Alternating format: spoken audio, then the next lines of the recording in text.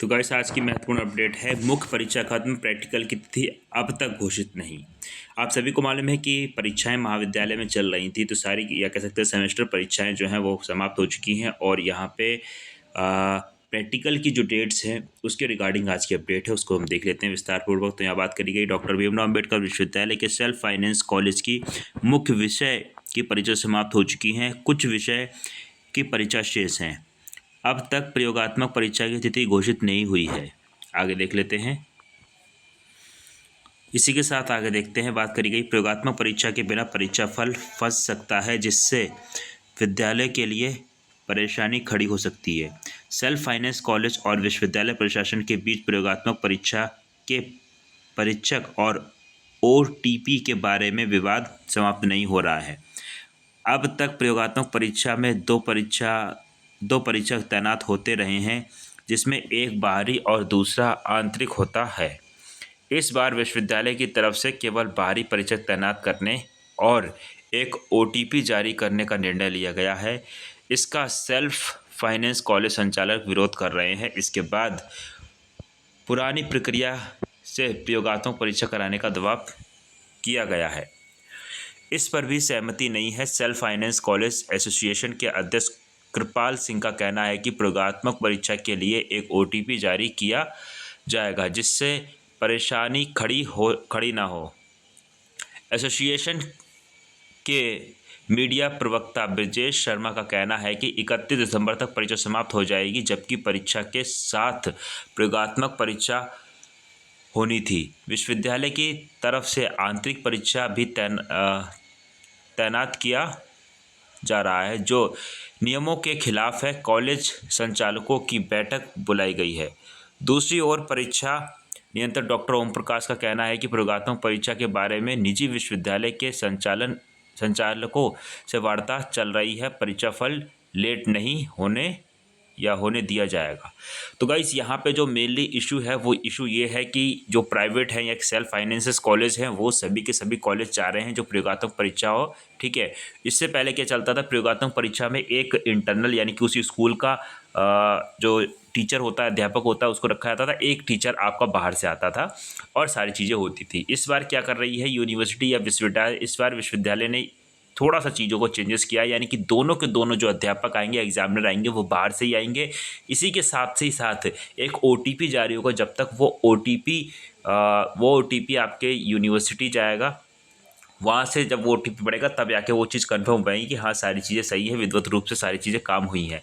अब यहाँ पे टीचर ने जो अगर OTP जारी नहीं होने दिया या OTP नहीं उन तक पहुँचा, तो कहीं ना कहीं कॉलेज को दिक्कत आ जाएगी। इस वजह से कॉलेज जो चाह रहे हैं कि ये OTP का सिस्टम खत्म किया, जैसे पहले चल रहा था वैसे की वैसे किया जाए। यानी इससे पहले चलता था एक स्कूल का अध्यापक रहता था और एक बाहर से एग्जामिनर आता था, ये दोनों मिलकर प्रैक्टिकल परीक्षाएं संपन्न कराते थे, जिसमें काफ़ी सारी धांधली वगैरह भी होने को देखने को मिलती थी।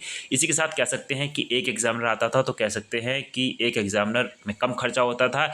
अब 2 एग्जामिनर होंगे तो डबल खर्चा होगा। इतना खर्चा कहाँ से लेकर आएंगे कॉलेज वाले, बच्चों से ही वसूलेंगे, जाहिर सी बात है। तो ये सारी की सारी चीज़ें हैं। बाकी देखते हैं आगे क्या होता है। वैसे कि आपकी राय क्या रहती है इन सारी चीज़ों के ऊपर कि यूनिवर्सिटी या विश्वविद्यालय ने ये जो कदम उठाया ये बिल्कुल सही उठाया है कि गलत उठाया है? जल्दी से आप लोग कमेंट करके जरूर बताइएगा कि आप लोगों के अकॉर्डिंग क्या है। इसी के साथ साथ कुछ अन्य अपडेट्स हैं, उसको भी हम लोग जान लेते हैं। तो चीज़ों को हमने विस्तार पूर्वक देख लिया। इसी के साथ साथ और कोई डाउट या कोई क्वेरी हो तो उसको भी हम एक बार जान लेते हैं। बात करते हैं B.Ed LLB और BA LLB के री एग्ज़ाम के पैटर्न को लेके। तो गाइस आप सभी को मालूम है, लास्ट वीडियो में मैंने आपको बताया था कि B.Ed LLB और BA LLB का री एग्ज़ाम का पैटर्न आपका वही होने वाला है जिसमें आपकी मेन परीक्षाएँ हो चुकी हैं। ठीक है, जब भी कभी री एग्ज़ाम या इम्प्रूवमेंट के फॉर्म फिल करते हैं तो उसका एग्ज़ाम पैटर्न हमेशा वही रहता है जो उससे पहले आपने एग्ज़ाम्स दिया होता है उसी के ऊपर। तो कह सकते हैं यहाँ पे आप सभी के एग्ज़ाम्स जो हैं वो MCQ बेस होने वाले हैं या वस्तुनिष्ठ प्रश्न ही आपके एग्ज़ाम्स में आने वाले हैं।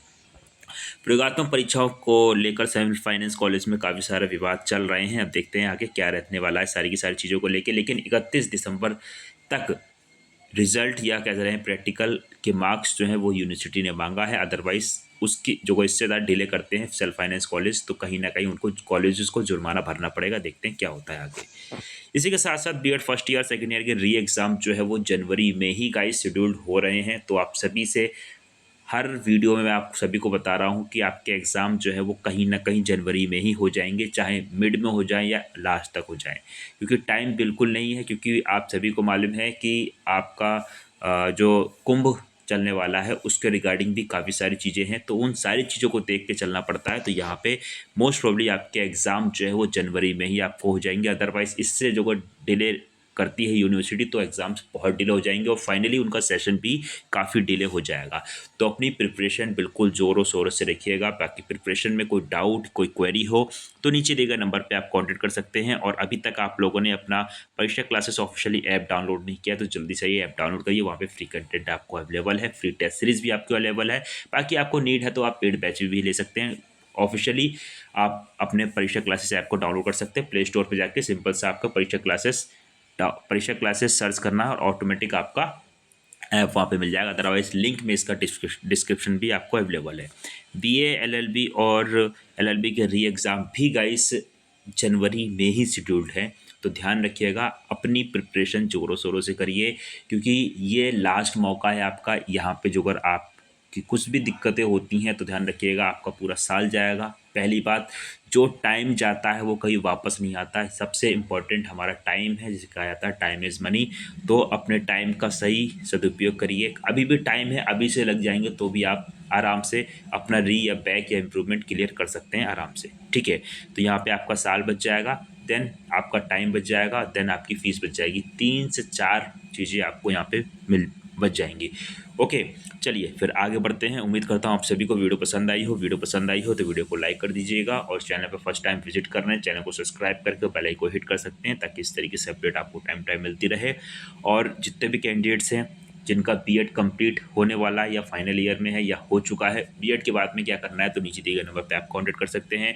आगे आपकी कौन कौन सी लाइनें ओपन होती हैं, कौन कौन सी अपॉर्चुनिटी आपके पास आ जाती हैं बीएड करने के बाद में, किस किस चीज़ के लिए आप एलिजिबल हो जाते हैं, उन सारी चीज़ों के ऊपर भी नीचे दिए गए नंबर पे आप कांटेक्ट कर से हमारी टेक्निकल टीम से बात कर सकते हैं। आपके लिए 24/7 अवेलेबल रहती है। चलिए मिलते हैं गाइस नेक्स्ट वीडियो में एक नई अपडेट, एक नई क्लास के साथ में। तब तक के लिए thanks for watching, have a nice day. जय हिंद, जय Bharat, love you to my dear friends, thank you so much all of you, take care and bye bye.